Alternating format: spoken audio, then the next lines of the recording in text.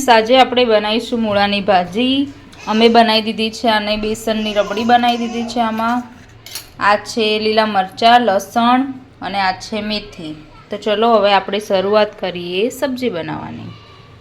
ચલો ફ્રેન્ડ્સ, તો આપણું તેલ ગરમ થઈ ગયું છે। આપણે આમાં નાખી છે પહેલાં મેથી, થોડી બ્રાઉન થઈ જાય પછી આપણે આમાં નાખીશું જીરું। જોઈ શકો છો તેલ થઈ ગયું છે ગરમ। હવે આમાં નાખીશું થોડું જીરું,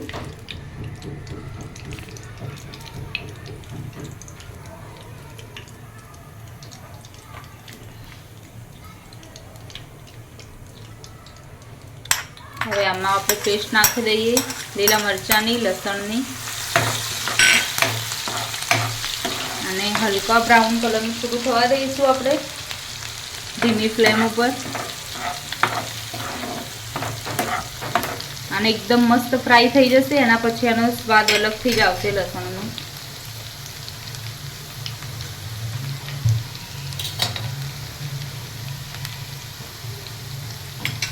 આને થોડું બ્રાઉન થવા દેવાનું લસણ।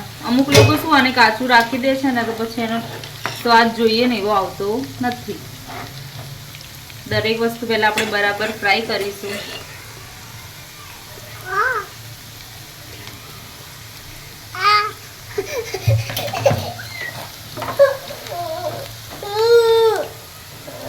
હવે આપણે નાખી દઈશું ભાજી અંદર।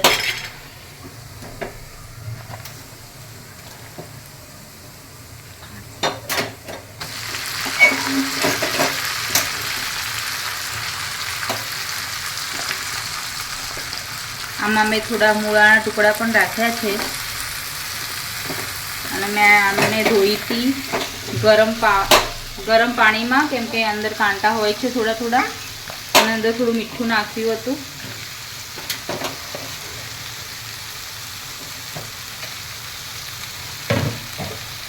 થોડી ફ્લેમ વધારી દઈ શકું હું આને।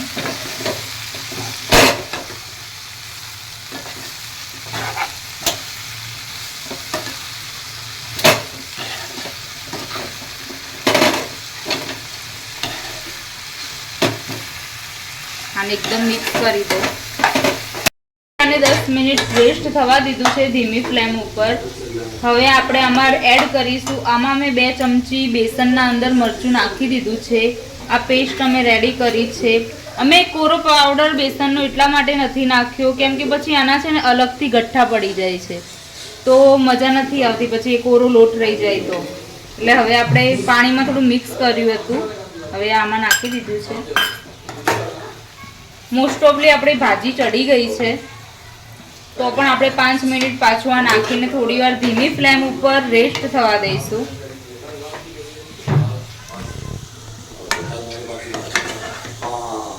મરચું બરાબર મેલ્ટ થઈ જાય આમાં। હવે 5 મિનિટ આપણે આને રહેવા દઈશું ધીમી ફ્લેમ ઉપર। આ શાકને આપણે ધીમી ફ્લેમ ઉપર જ બનાવવાનું, તો એકદમ સારી રીતે બફાશે અને ટેસ્ટ પણ સારો આવશે। તો ફ્રેન્ડ્સ, આપણી ભાજી રેડી થઈ ગઈ છે। હવે 5 મિનિટ આપણે આને થવા દીધી હતી, તો ચલો હવે આપણે આને ગાર્નિશ કરીએ।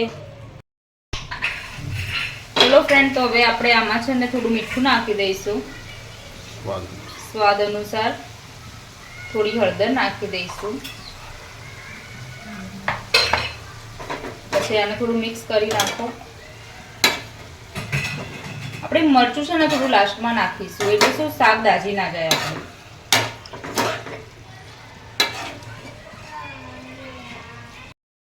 તો ફ્રેન્ડ્સ, આપણી ભાજી રેડી થઈ ગઈ છે। હવે 5 મિનિટ આપણે આને થવા દીધી હતી, તો ચલો હવે આપણે આને ગાર્નિશ કરીએ।